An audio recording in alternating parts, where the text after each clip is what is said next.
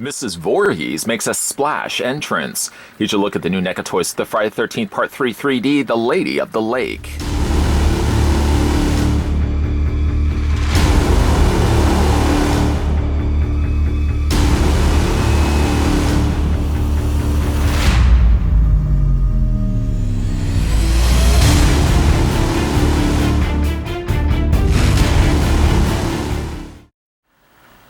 Chris and her friends choose to ignore Camp Crystal Lake's gruesome legacy and fall victim to the maniacal Jason. Even Jason's mom, Pamela, joins in the terror, appearing in Chris's dream as a rotted body emerging from the lake.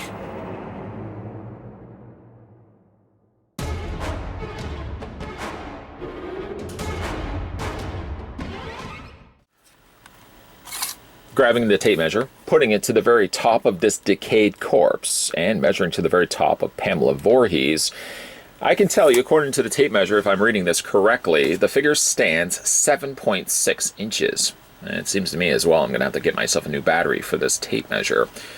But we push forward nonetheless, and switching it over to centimeters, then the retro cloth figure of the Lady of the Lake, Pamela Voorhees, stands 19.3 centimeters tall. I thought it would be fun to bring in a couple of other figures for some size comparisons. So we'll bring in Friday the 13th Part 2 Jason Voorhees from also the Retro Cloth line, and most definitely couldn't forget old Part 3 Jason, who I didn't realize, I guess because the sack makes Part 2 Jason a little bit taller, seeming taller, and of course the sculpting of the head underneath all that. I really do want to get back to the re-reviewing these. Let me know if you guys would be interested in that.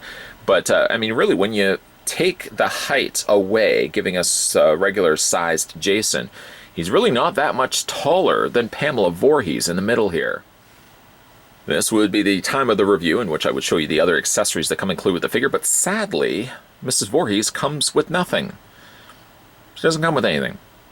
I think it would have been a fun piece to include, and I certainly don't mean a full-scale boat, but at the very least, maybe if they had included, like, a shape like this. Kind of like a elongated C, and it was just the side of the boat in which you could actually have Pamela Voorhees splashing up to the side of the boat. I think that would be a fun piece as well. Again, I don't mean a full-sized, full-scale boat, but just something that you could have displayed the figure with. Obviously, we see this at the very end of Friday the 13th Part 3. I'm sure I'm not spoiling something that is that old to you, the members of the mob, but she obviously only appears as a dream, and a good opportunity for us to get yet another retro cloth release, which sadly, I never got the chance to pick up the initial Pamela Voorhees and the little child Jason. It slipped through my fingers, and unfortunately, the price of those have now skyrocketed. Maybe one of these days I'll see if I can actually try to pick that one up again. But that's not that Pamela, and certainly can easily be said that the likeness here is not that of Betsy Palmer, who of course would have had the role initially for Pamela Voorhees. It definitely doesn't look like Betsy Palmer. It most definitely does not. The decayed nature of Mrs. Voorhees now is a gruesome sight.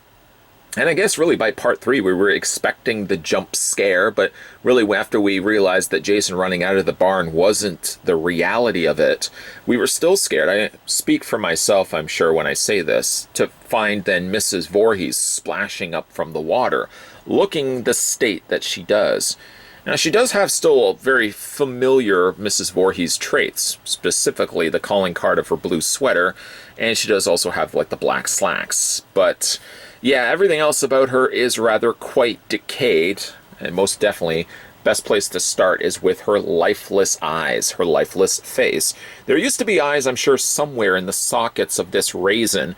Unfortunately, it has long since decayed. Certain glances and certain angles, I almost feel like I'm looking at an eyeball, like right there, like a pupil. But I think it's just my eyes playing tricks on me. Maybe there are eyes in the deep recesses of these sockets.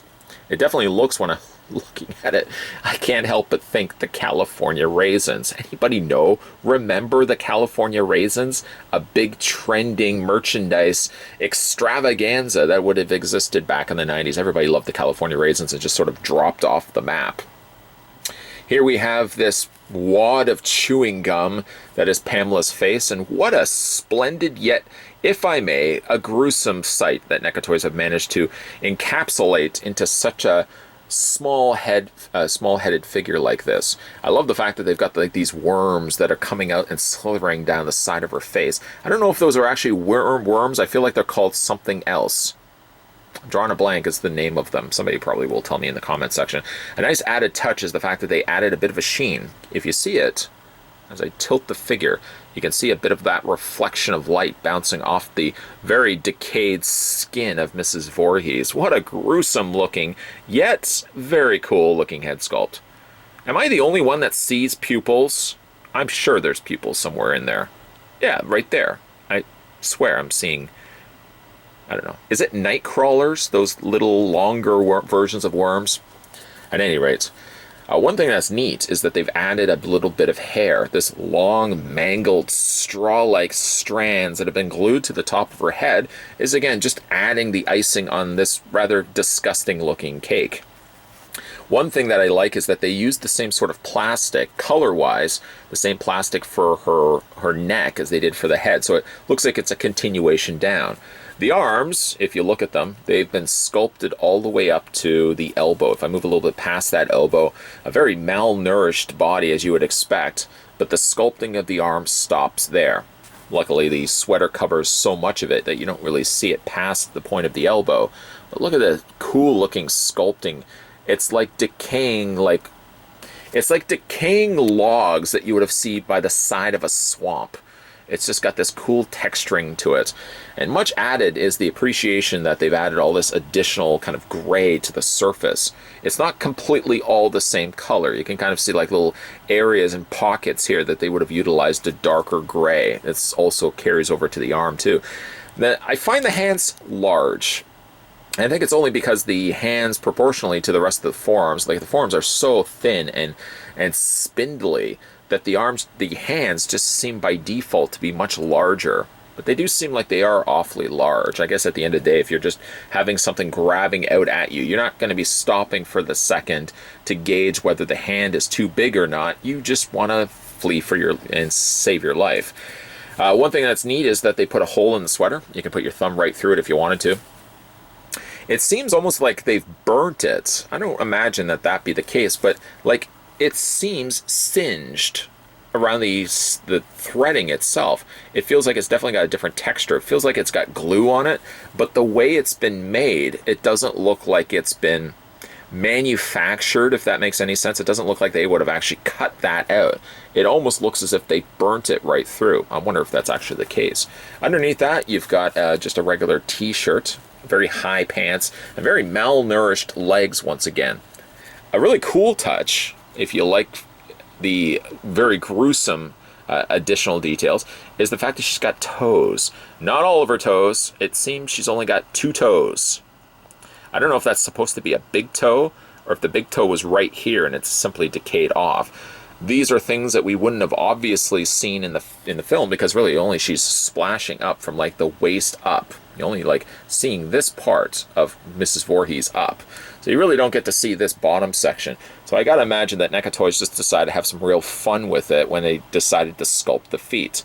Like, this feet is just gangly, and it looks so cool, having the little holes on the sides and just the decayed little piggies all staying inside the toes there, or staying inside the shoes. What gruesome looking toes. Unfortunately, she doesn't have any peg holes on the undersides of her feet. That's not the unfortunate end of things. I do find like this one foot, you can probably even see it right here. This foot is completely flat. That's what we want. This foot is, I don't know intentionally, but it's veering off to the side. In fact, left to its own devices. Let me just bend it back into place. You can see how it wants to naturally start bending its way out. This can be rather problematic when you want to be able to stand the figure, because she doesn't have the proper flat footing. I might actually find myself just heating this a bit, seeing if I can bend the joint back, or the foot back, so I can get a completely leveled footing. Other than that, because of that, she does have some difficulty to stand. Let's have a look at the posability on this specimen. The head rotates back and forth. It hinges up and down, and you can most definitely rock it back and forth. Just terrifying. The arms rotate all the way around. You want to just be a little bit careful as you're rotating it, that the actual threading from the sweater doesn't bunch up around the arms. You don't want to get that tight all of a sudden and wreak havoc to those joints. But the arms hinge outward, 90-degree angle, good like that. Bend at the elbow. She does rotate at the bicep. And the hands, the individual hands, rotate all the way around and hinge back and forth. Yeah, they are awfully large hands. Swivel back and forth on the waist, the legs split out, but because the type of fabric that they use and the way it's been seamed, that's as far out as it's going to go. The legs go forward, the legs go back. She has a swivel right at the top cut of the thigh, a hinge on the knee, and then unfortunately she only has hinges in the feet. One of these days, hopefully they're going to switch to a ball joint system. I just find ball joints would work so much easier and cause the figure a better stable footing when you certainly want to have them on display. Pamela Voorhees sadly missed my chance to get her the first go-around. And obviously this isn't the same Pamela Voorhees. This is just a dream, an illusion, something that's playing tricks with your mind. Even though she really didn't exist in Friday the 13th Part 3, certainly looking like this, the imagery of Pamela Voorhees splashing out at the water at the very end freaks me out. And still, I might add, freaks me out to this day too. All this cool and creepy, of course, comes with the reminder of the legal woes still tied up with the Friday the 13th franchise. I think above and beyond simply getting the Lady of the Lake Pamela Voorhees, we're probably not going to be getting much in the way of Friday the 13th merch from the folks over at NECA Toys for a long while until, of course, everything gets settled out and the rightful owners of the franchise finally stake their claim. In the meantime, a send-out, if you will, of the Friday the 13th franchise and all the good stuff that NECA Toys have been doing, we get ourselves a surprise with the dream sequence Pamela Voorhees splashing out from the water just at the side of the boats. That imagery still has burned its way into my brain, and it's still, at the end of the movie, I know it's going to come. And somehow I actually get more creeped out with Pamela splashing out from the water than I actually do of baby or young Jason splashing out at the end of Part 1. Am I the only one? There's something about her splashing out in the state that she's in still freaks me right out. If you manage to pick up this one for yourself, let me know down below in the comment section what you guys think of the Friday the 13th Part 3 Decayed Pamela Voorhees, the Lady of the Lake. Also, a big thank you to the folks over at NECA Toys for kindly sending this sample my way. If you are new to this channel or a longtime viewer and never got around to it, make sure you hit that subscribe button down below and stay tuned. Keep your peepers peeled because there's going to be a whole lot of NECA reviews lined up and coming soon. Thanks for watching, and I'll see you guys next time.